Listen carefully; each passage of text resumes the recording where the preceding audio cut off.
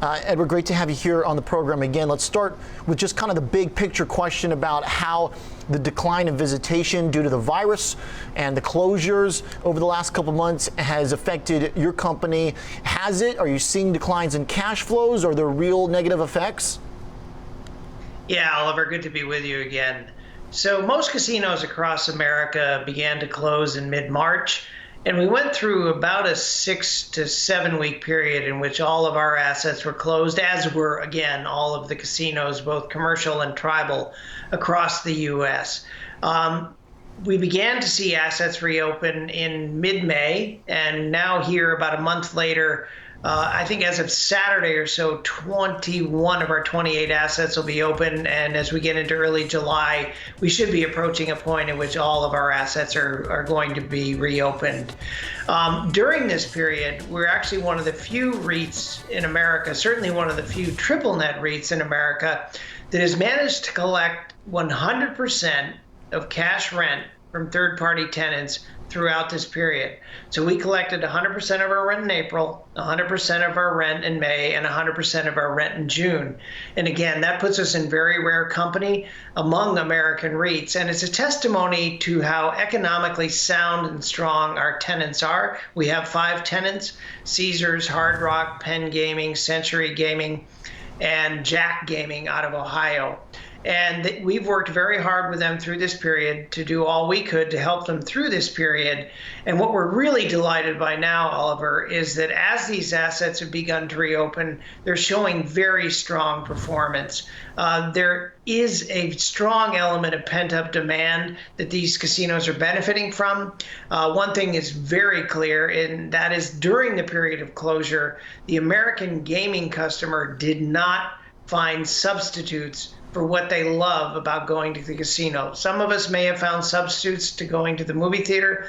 Gaming customers have not found a substitute. They're going in very strong numbers. Many of our assets are posting revenues that are anywhere from 80 to 100% plus of revenues for the same period last year. And because of the way in which the cost structure has been modified because of these closures, these same assets, while they may have 80 to 100% of last year's revenue, are actually enjoying anywhere from 100 to 120% of last year's profits. Ed, the part about the rent being paid, basically, the cash still coming, is a big deal. Walk me through, though, how in the past quarter that gets down to the bottom line and funds from operations flipping to negative 5 cents from 37 the year before. Are there expenses along the way that are taking that up? Because that's a really important metric that a lot of investors basically use as like an earnings for a REIT. So walk me through how you go from the cash still coming in the door to the decline and going into negative for funds from operations. Yeah, it's a complicated issue, Oliver, that has to do with the fact that we're one of the very few equity REITs in America that had to adapt what is called the current estimated credit loss accounting standard that you have found that banks and other financial firms are using or have just begun to use starting in Q1 2019. Because our leases are categorized as direct financing leases and not as operating leases, we are subject to this, what is known as CECL standard, again, current estimated credit loss standard. What this standard requires is that financial firms, or in a case like us, a REIT like VICI, must do is estimate credit losses going forward based on current and projected future conditions. And because our leases are 35 years, and because of a crisis like COVID, it compelled us to estimate credit losses that we then have to book as non-cash charges. So the FFO number you're looking at was significantly impacted by non-cash charges tied to these potential, I must again emphasize, potential future credit losses. On the actual cash side of the business, which is captured in our AFFO number, our adjusted funds from operations, we in fact posted very strong numbers because our cash collection and our cash generation did not change. In fact, it obviously improved year over year because of new leases that we've added over the last 12 months.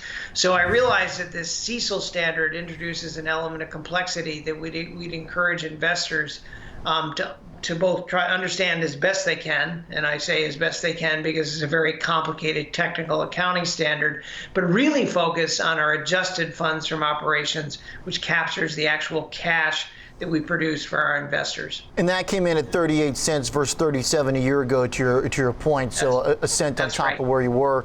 Were you able, I'm just curious, Ed, when you go through and you have to do that kind of analysis, that kind of forced analysis of potential credit risk, was there anything that stood out? Are there properties that are obviously weaker or stronger than others? No, I think all of our properties are actually showing very positive signs of recovery. This is all very technical. I must confess, Oliver, I'm not an accountant, so I'm going to get over my head here pretty quickly. But what the CECL standard requires is to take a whole bunch of inputs regarding current credit condition, what has happened to the tenants or the creditor's stock price.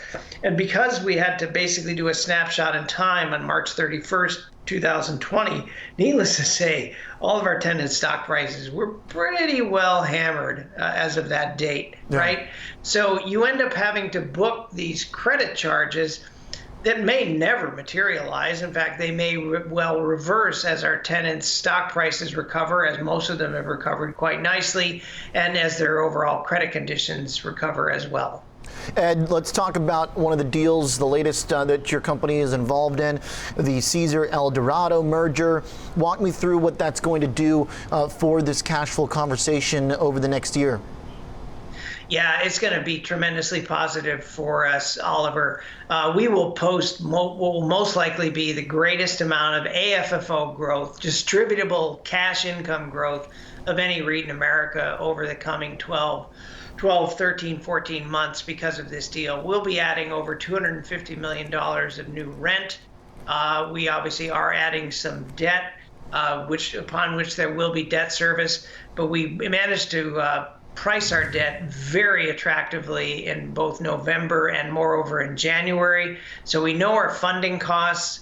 We know that this will flow through tremendously positively to the AFFO line, which is again the line off of which our dividend gets funded. And again, we'll post very, very strong growth because of this merger. We're confident it's going to close here probably within roughly the next month or so. It will greatly add to our income and again, sets us up to post not only the strongest growth among American REITs, but for your listeners, your viewers who focus on that old-fashioned price earnings growth ratio, Oliver, we will post one of the lowest pegs, well, the lowest peg among all American REITs. Right now, our price earnings growth ratio based on consensus AFFO for next year would give us a peg of about 0.8 to 1. And as you well know, that is very low at a time when I think the S&P 500 is probably running a peg ratio of about 5 to 1.